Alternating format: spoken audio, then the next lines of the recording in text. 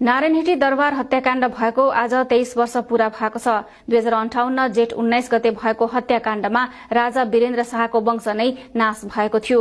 राजदरबारभित्र भएको गोलीकाण्डमा राजा वीरेन्द्र सहित रानी ऐश्वर्या, युवराज दीपेन्द्र, अधिराज कुमार निराजन, राजकुमारी श्रुति, शान्ति राज्यलक्ष्मी सिंह, शारदा राज्यलक्ष्मी शाह, शाहज्यादी जयन्ती राज्यलक्ष्मी शाह, कुमार खड्ग विक्रम शाह र धीरेन्द्र शाहको मृत्यु भएको थियो। घटनामा कोमल शाह, शोभा शाही, कुमार गोरख शमशेर र केतकी चेस्टर घाइते भएका थिए। सो दिन शुक्रबार बेलुकाको पारिवारिक जमघटका क्रममा घटना घटेको थियो।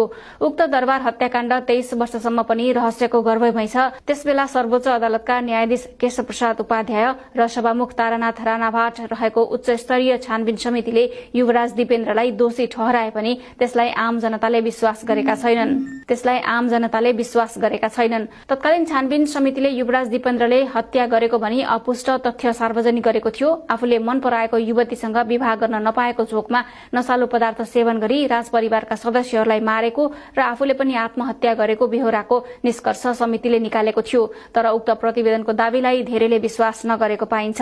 सत्तामा पुगेका नेताहरूले बाहिर बस्दा दरबार हत्याकाण्डको रहस्य पत्ता लगाउने बाचा गरे पनि पदमा पुगेपछि तिनको प्राथमिकतामा कहिल्यै परेको देखिँदैन। जेठ 19 गतेको दरबार हत्याकाण्ड अहिले हरेक वर्ष सम्झिएर मात्र लिप्ने गरेको छ।